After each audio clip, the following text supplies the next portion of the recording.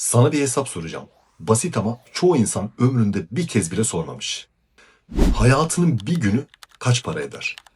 Ben bu soruyu kurumsal hayatta masama oturan herkese sorardım. Benden yaşça büyük, benden çok kazanan yöneticiler bile ego ile gülümser ve şunu derdi. Benim bir günüm 100.000 dolar eder Onur. Ben de onlara şu cevabı verirdim.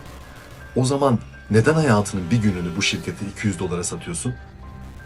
Videonun sonunda size aslarımdan yöneticilere kadar pek çok kişinin o gün istifa etmesine neden olan gerçek değer denklemini göstereceğim. Gelin bize öğretilen o en büyük yalana, maaş illüzyonuna birlikte bakalım. Bu soruyu sadece kendi ekibime sormadım.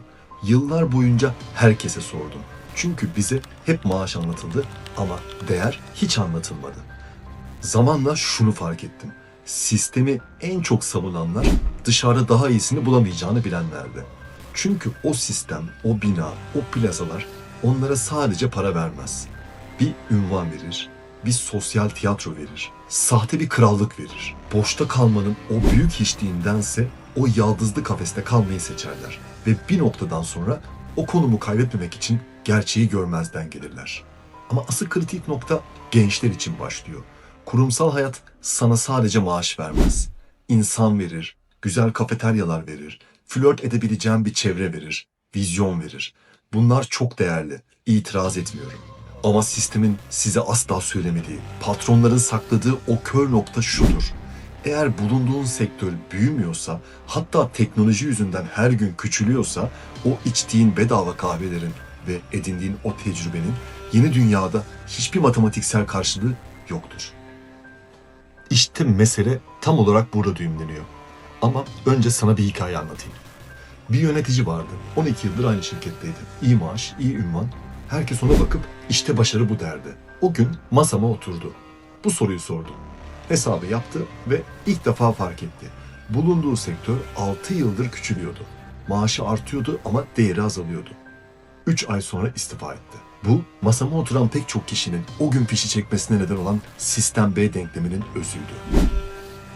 Gerçek değeriniz maaş artı statü artı vizyon ve sektörünüzün ivmesinin çarpımıdır arkadaşlar. Matematik asla yalan söylemez. Diyelim ki bankacısın. Sektörün ivmesi eksi. O zaman aldığın maaş ve statü hala elde var ama her geçen yıl o değer biraz daha aşınıyor. Formülün sağ tarafı seni geri çekiyor. Bir noktada maaşın artsa bile gerçek değerin düşüyor.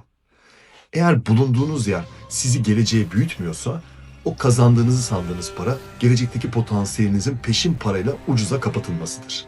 Bu denklem sadece plazalar için geçerli değil. Altındaki şirket aracıyla statü satın aldığını sanan satışçı için de, sadece sigortası ödensin diye markette kasa fişi kesen genç için de, risksiz bir hayatı memuriyete değişenler için de geçerli.